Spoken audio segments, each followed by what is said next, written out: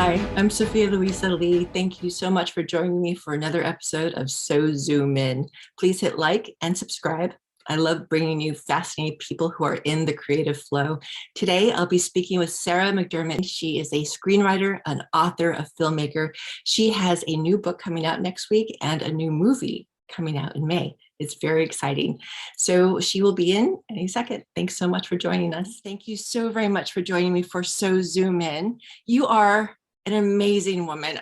Oh my God, I'm just so excited for all that you are doing. And there's so many things to talk about because you're just like that awesome. But I want to start off with this new book you have coming out on Tuesday, February 22nd, 2022, 2/22/22. That phenomenal numbers, magical numbers. So congratulations. I would love to talk about that. How did you get started in it? What inspired you? How is it coming about? Oh my goodness. Yes, I am so excited about the book too. So this has been about 2 years coming. I think that I've been working on it, but I had the idea for the book way before that. So years ago, I think it was in 2007, I actually spent a summer in Alaska. So I got hired for a script writing job for like a tourism company to write a script for their tour guides. And as part of that job, I got flown out to Alaska. I got to stay there for 2.5 months. It was like one of the best experiences of my life. So I really, which is kind of ironic because the book is very like dark and scary, but I really fell in love with like the Alaskan landscape. Mm-hmm. And I've also always been a big horror thriller person. So I love those kind of stories. So this is a thriller, like a horror thriller set in the Alaskan wilderness. The other component that kind of helped the story take shape is when I had my son. So he's now 7, but I think when he was 1 or 2, and as a new mom and as someone who constantly is writing, so books and screenplays and different things, I started to imagine these different scenarios. Like, what if my son and I were in this scenario? Or what if this happened? What if that happened? What if we were, in this remote cabin in Alaska and there were wild animals? Like, what would I do? Like your imagination just kind of goes. So the story with the book, I actually have an advanced copy here. So if you can see it, so this is the not for sale copy. It's got that bar on it. But the concept of this book is that there is a mother with just her very young son. So he's only 2 years old. And the father of the child has actually been on the run from the law for the past, 2+ years. So he's never met his son. She believes in his innocence, or at least she tells herself she believes in his innocence. He's wanted for murder. And he gets a message to her that he wants to meet her at this remote cabin, out in the Alaskan wilderness. And she goes with the son so that he can meet the son for the first time. But as you might imagine, things really do not go well. So there are wolves. So it's called Wolves at Night. So it's during, the season supposed to be set in March, when the wolves are having their pups and the wolves are out in full force. So there's that danger. There's the bad criminals, that the former lover has been involved with, are there looking for him, putting the mother and son in danger. And then as the story progresses, you find out as well that the father himself is maybe the most dangerous of all. So they're in a very bad situation. So for the mother, it's this whole process of, I think, really discovering that she was a bit brainwashed in her prior relationship. So there's definitely like emotional abuse that has taken place, but coming to terms with that and discovering that, and then having to rise up to, save her life and save her child's life. Oh, that sounds really exciting. Well, one of the things you do as a writer is you always look for ways to empower people. So, so it sounds like this woman's journey really helps her find her own self in her. Yes. Yeah. I think this book is a really good example of that. So, as I said, I love horror and thriller, and I really love, I've always loved the horror genre just because of how much of a metaphor it is for our life. So there's actually like a seminar I run on like overcoming limiting beliefs, using the horror movie formula. So like, how do you find out like what exactly is the monster being like what we're afraid of, and then you either overcome it, or if you don't overcome it, it can overcome you. So like in a lot of my work, this is sort of a central theme. So with this book, especially, I really worked that in. So it's really a process of kind of uncovering these different fears and these different things that hold us back, and being able to overcome them and step into, our more powerful self. So do you ever get scared yourself? Like you're writing a certain scene or a chapter and that's just terrifying. Does it ever scare you? I think as long as I'm doing it myself, maybe not, but I think sometimes just the idea, like if it's a certain the concept might scare me. And then if I actually kind of run it through my brain and process it Right. and get it out into the written word, I guess that helps to overcome it a little bit for me. So it's funny because in my regular day-to-day life, like most people wouldn't guess that I write these kind of dark stories, but I think it does just help me process things in my life that are otherwise scary. I think that's true for a lot of writers. So when it's kind of in the rough concept form, it can be a little bit haunting, but I think once it goes through that process of becoming a story, it's a way of overcoming that fear. Well, sounds fair. I can't wait to read it. Now, Thank you. it'll be available on Amazon or? It will. And to be honest, the official launch date is the 22nd, but I think the links may have already gone live a couple days early, but we're officially launching, in just 2 more days on the 22nd. And anyone who buys the book, you'll see in the back, there's also a link to download totally free. There is a Wolves workbook where you can work through some of these power struggles, in your own life, like things that relate to what happened in the story as well. Oh, how exciting. Okay, I definitely look forward to reading it. All right, so I have to ask, why did you pick 22222? What was that significance for you? It's those magical numbers. So like when I was talking with with the woman who's helping me with my release, she was like, we could do 222 or we could do 310. And I was like, well, all those magical twos. So twos have come up for me before as kind of a lucky number. So my mom's birthday is on a 22. So she's September 22nd. And I used to run in high school, and like I set a record once, in like a half-mile split, and it was 222. So like that came, so I'm like, the 222s have come up a couple times. So I love it whenever there's anything in life, really. I think this goes with being a writer, anything that can be kind of symbolic or seem to have some special significance. I like to grab onto that and kind of make everything, just that much more special. Right. So it feels good. Yes. Yeah. Okay. All right. So one of the things you do is you have a course adapting books into scripts.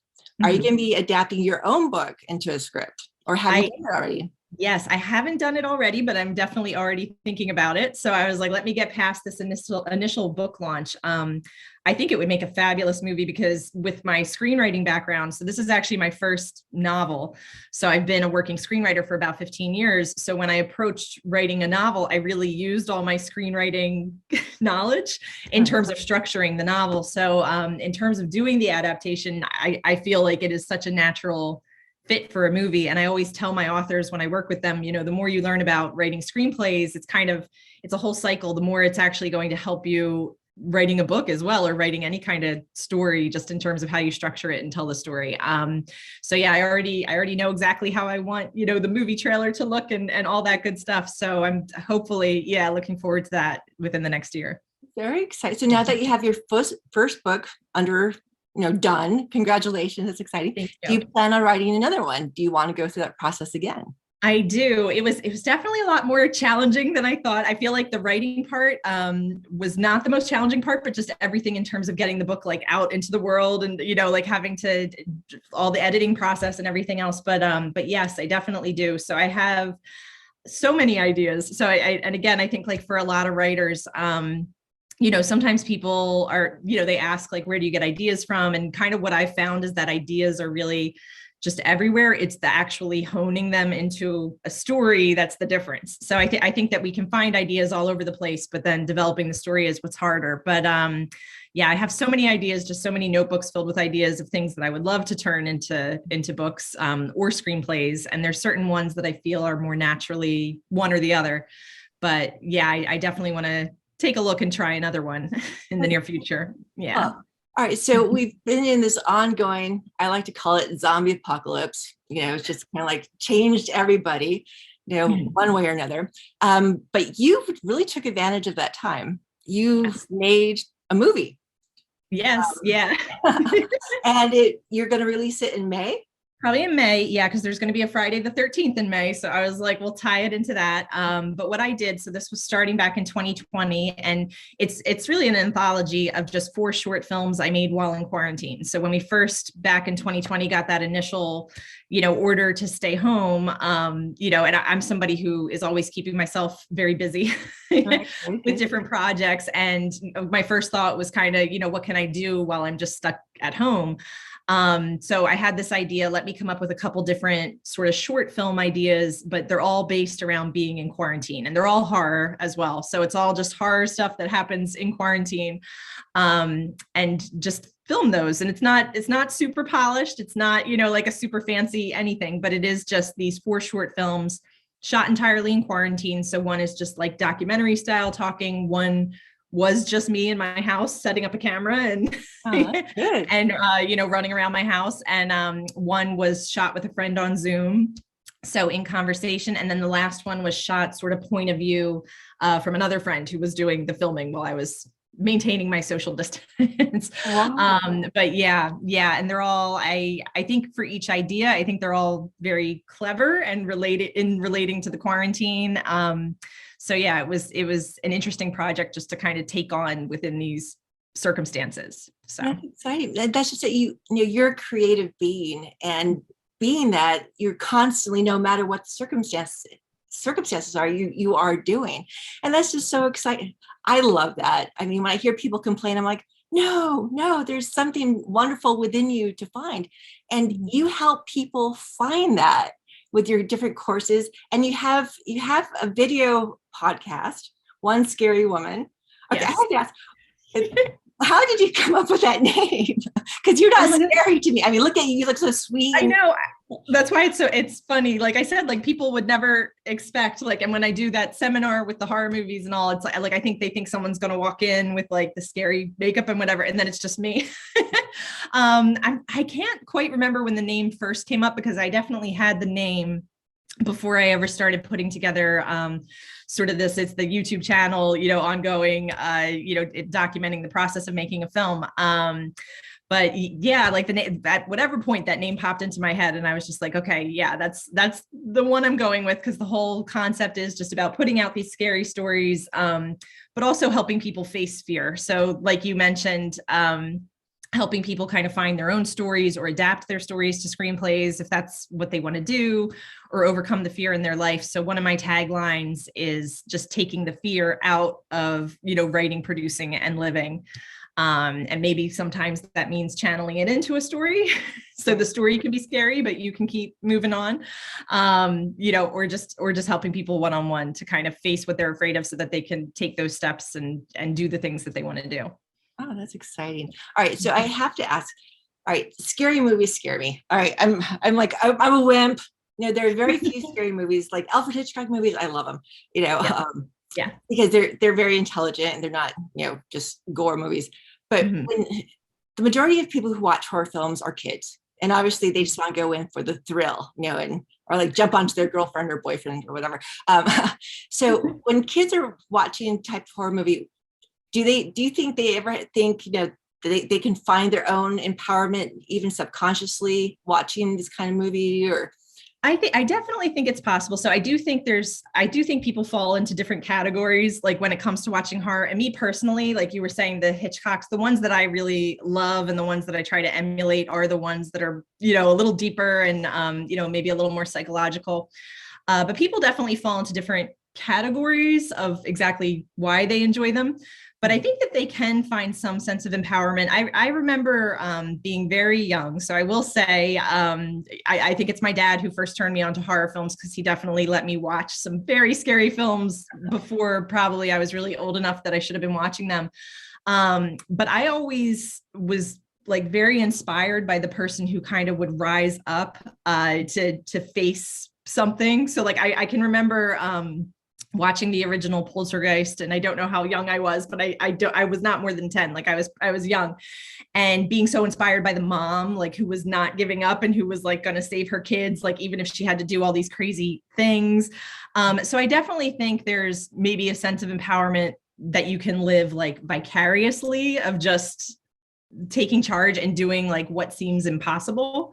And of course that can be in other types of genres too, but like in the horror, genre where the character is so vulnerable and up against like such an insurmountable thing, I think that really comes across. Right. Well, it's like you say that, it's like, wow, that's what the world seems to be going through. So many people are so vulnerable, and so many like monsters are coming up. Yes. Like, Wow. Yeah. One of my catch lines on my website is just, you can't get out of the house without facing the monster.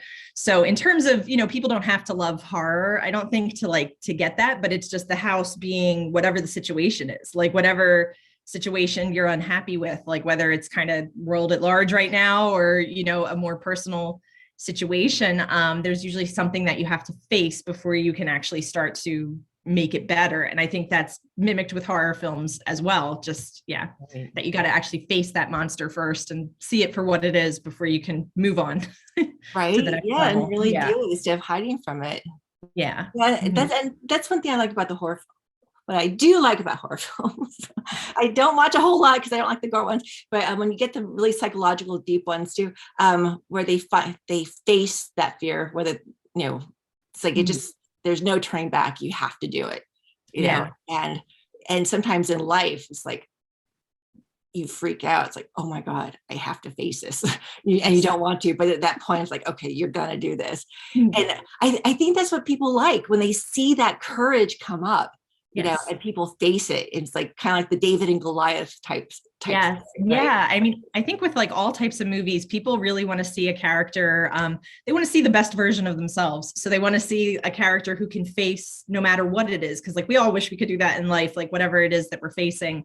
And again, it can be powerful in any genre, but like in horror, it can really be like on steroids because what they're facing can be something like not even of this world. Like, so, such a challenge.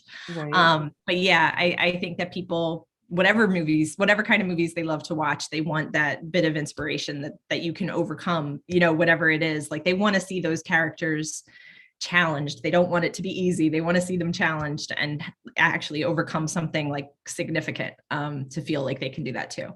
So this film, the series of shorts you did, how will we be able to see it?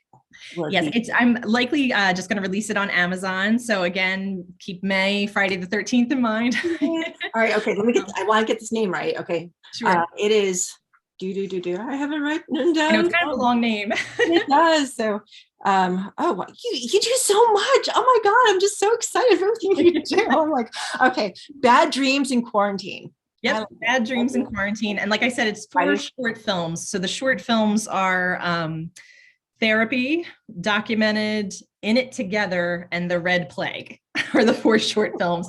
So all 4 of those together make up Bad Dreams in Quarantine. And you wrote all of them.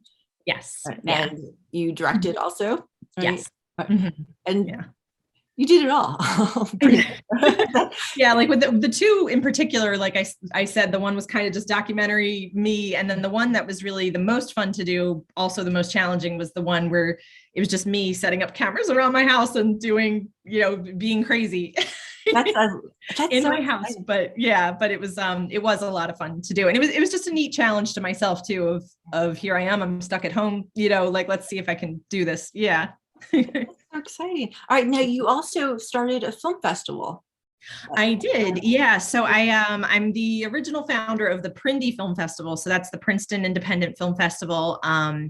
That was started back in 2015. So right after my son was born. So, really what I found, I don't know what I was expecting. Like when I was having a baby, that I was just going to keep writing without missing a beat. but I think I thought he was just going to like, just be there and be quiet. But it really doesn't work that way. So for that first year, it was a struggle to get any writing done. And I still wanted to be involved with anything pertaining to film. So I had the idea, like, why don't I start a film festival? Because I can definitely watch movies with him just on my lap. So I started it, and I think I put out a call for submissions. I was like, I'll just see if there's any interest. And I think I got like 86 that first year. And the first 2 years, it was just me doing it on my own. So like I watched them, all by myself, and I almost lost my mind because that's a lot of short films to watch. But it was such a rewarding experience. Like when it came together, that first year was very, very special to me. So that was really fantastic. And then after the first 2 years, I was joined by a husband and wife team, Claire and Ryan McDonald, who really, took it to the next level and did such an amazing job. So like these past 2 years with the pandemic, we haven't been doing like our live festival, but they've been doing a curated collection online. And the other piece of new news is Newman University, where I actually teach. So I teach screenwriting along with some other courses, is actually starting a film festival. So I've now joined on as director of that film festival. So there's going to be another new one coming down the pike as well. Yeah, these film festivals, are they only for the students of schools, or is it open to everyone? Or it is going to be open, so it's going to be definitely to showcase the students, but right now, and it's still going to be developing over the next year. So I don't know if we want to quote me or not, but we're also going to have, you know, a section for other local or professional filmmakers to submit as well. That's so great to have that kind of platform for filmmakers. Yeah. That's exciting. That's very exciting. Just if anything to help build up their confidence in submitting and being part of a network, which is really absolutely exciting. Yeah, and it's been really amazing just to get to know the students there too, and see them kind of develop and doing more, you know, different kinds of projects, and yeah, that's been really special too. So are you going to be submitting your film anywhere?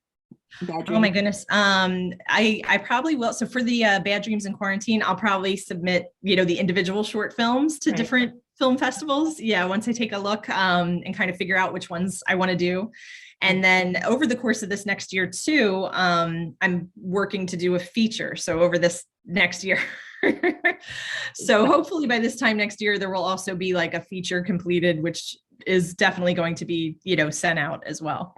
Wow. And I know how much time that takes, you know, and how much energy you have to put in something like that. Yes. Yeah. I mean, you've done it all as well, because you've been producer and it's a lot of work. Yeah. Yeah. Yes. And I find that when you do it though, it's like you really have to have the passion for it, because it does take so much energy. And if you don't have that drive, it's just not going to happen. You know, that's in my case. But what I do love is meeting people like yourself, you know, people who put it out there and who are making things happen, and who don't, you know, you don't complain, you just do it. And I think people will find such a shift in their life when they see that you can just do it instead of gripe, complain, you know, and just stay in that positive flow of energy, which yes, I love that. And okay, your website is phenomenal. You have a beautiful website. Thank you. I think it's a mess, but thank you. One of the things I noticed on there is you are planning a retreat. Right now, I know it's still in planning stages. Yes. Yeah. But I thought this looks so awesome. Oh, thank you.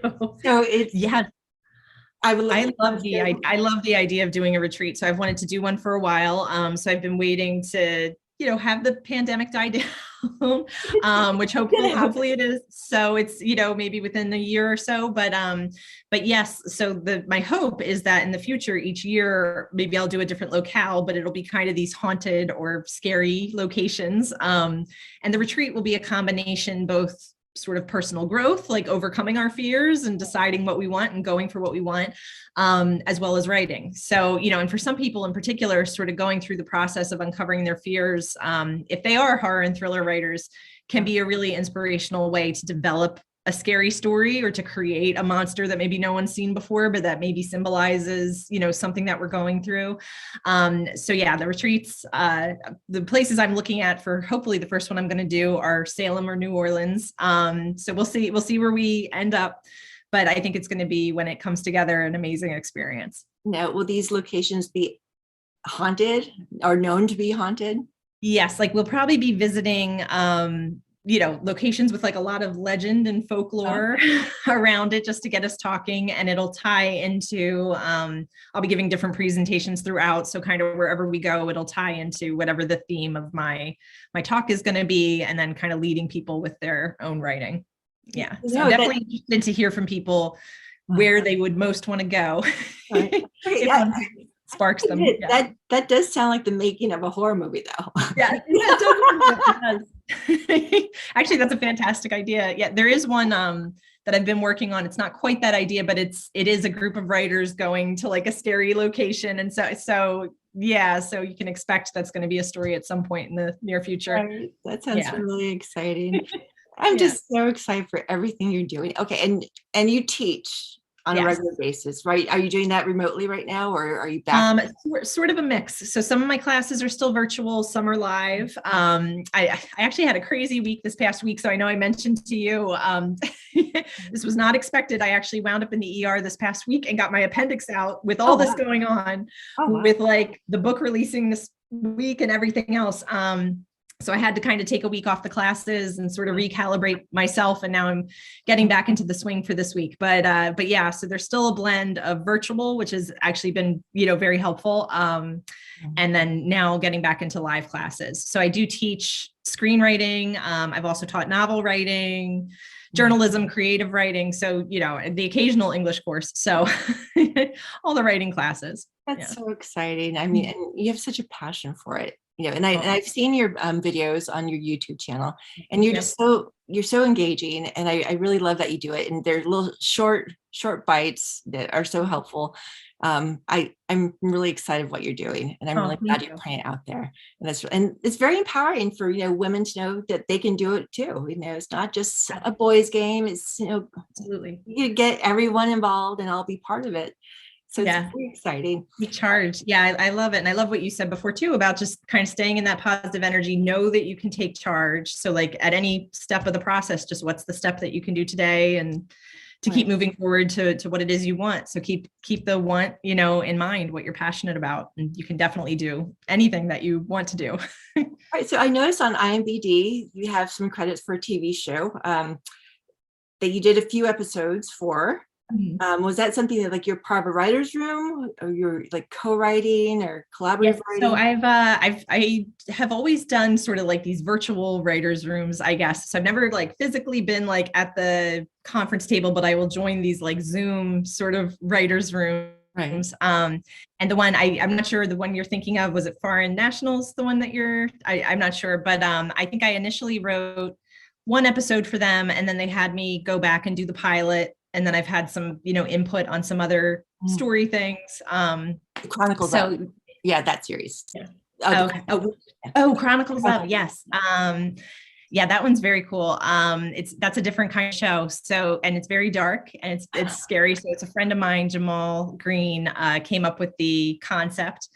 And each episode is basically chronicles of like another character, but it's all like a very dark, mysterious, tied together show. So he himself really mapped out the majority of that show, and then kind of brought me in. I think I helped revise a couple episodes and write like a couple, new things for him to include as well. But yeah, that's a cool one for sure. Is that something you're still doing, or is that wrapped for now, or do you like? It's wrapped for now. So I think the hope is that, we're going to come back and like do another season with it. And I know he was doing, all different screenings and different things that he was doing with it. So we'll see kind of what happens within the next year, but he's always a lot of fun to work with, because he's very, we have similar sensibilities, kind of, that we like these darker stories. Yeah. All right. So they're dark stories, but ultimately you're bringing light to them. Right. Yes. It's like they can be horribly scary. And I do hear you too. It's ironic, because as much as I love horror films, like there's certain ones that freak me out. Like, like I said, not my own, because I can cope with my own, but like there's certain ones that like I don't want to watch, like coming from other people, even though I'm like the horror person. But yeah. I have to say, I went to a few years ago, I went to a festival, a horror film festival. The people there, it was set up like a freaking horror movie. Everything was dark and pictures of blood and guts everywhere, and everyone was just like so menacing looking, like, and I'm like, oh my God. And I walk in and the movie's about to start, and I'm looking around and I'm like, okay, I can't do that. I can't stay. I'm just like, someone's gonna jump out with it. And I'm like, I'm sure they're all really nice people, I'm like, but they were just like, yeah, no. It's a different world. It's like everything is its own kind of world into itself. My imagination was just going. I'm like, there's a horror story in every single one of these people. Yes. For sure. Multiple. Yeah. Sure. But it's so cool that you do it. I love that. It's like you're constantly doing something, a book that's coming out next week. There's so many people talk about it. You did it. Are you going to be doing any type of press junket with it, or promotion? Yeah, so I am doing, I do have like a press coordinator. So I know things are getting sent out, on Tuesday with the official launch, and I'm going to be trying to do as much as I can. So I didn't front load it too much, because part of it was like, let's get it out and just make sure it's like out and everything. But I think throughout the spring, it's going to be continually adding more events and different things going on. And, if anyone's in Pennsylvania, I know there is going to be a signing at the Barnes and Noble in Devon, Pennsylvania at some point in March. So I'll have to like share the date when I have it. But yeah, so we're just going to be adding, I think, over the next couple months. Okay, you have to be writing the script for it really soon, because the book will be a success and they're going to want a movie. So absolutely. Yeah. I've got it. I've already kind of got it planned out in my head. So, maybe when the semester's done and it's summer, I mean, I'm going to be filming something else then too, but maybe I'll figure out time to kind of get to writing it. Cause yeah, I really want to see this on the screen too. And it takes place in Alaska, right? Yes. Okay. Yeah. Right. That sounds like beautiful location. A very cold location, but beautiful location. Yeah, beautiful location. Like I said, it was when I went there for that one summer, it was really the best experience I ever had. It was just gorgeous. Like I remember just stepping outside each day and being like, how can you have a bad day? You can't have a bad day here. Although the people in this have, like a very bad day there, but, but just being like, it's impossible to have a bad day because it was just gorgeous. It was just like so beautiful all around and like so untouched, and yeah, just so an exciting place to be. Yeah. I'm very excited for you. All right. So if people want to find out more information about you or want to reach out to you, how can they do that? Oh my goodness. So there is a Sara McDermott Jain, One Scary Woman Facebook page. So definitely you can connect on there. Please go ahead, subscribe to the YouTube channel. I would love to hear people's comments on any of the videos and interact and hear what other people are doing, for their projects for sure. And then the website is just saramcdermottjain.com. So especially if anyone wants to go on that retreat, there's a page where you can sign up for more information on that when it's ready. Okay, sounds very exciting. All right, and is there a website for the book itself if someone wants to order it, or should they just? So it is on my website, and then other than that, you can you can look at Amazon.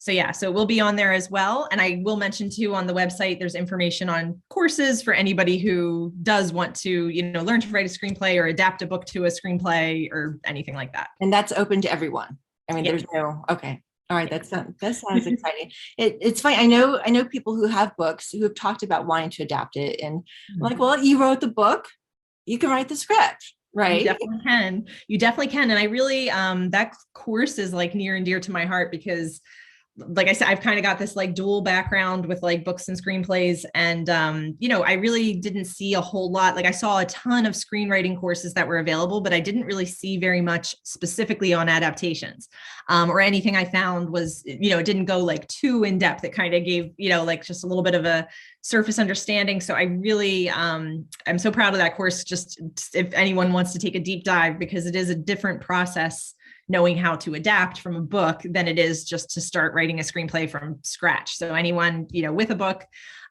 who's dreamed of kind of having that happen, definitely check that out. So it'd be fun to see you in there.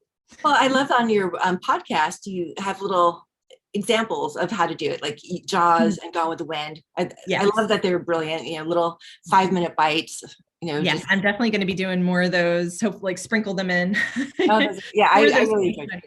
If anyone has, a particular movie that is an adaptation from a book that you want me to take a look at and talk about, on that, you can definitely put that down in the comments under this and let us know which ones you want to look at. Yeah. Oh, cool. Well, you're constantly doing it, and I love it. You're in the creative flow, and I'm so proud of you. And I'm cheering you on, Sara.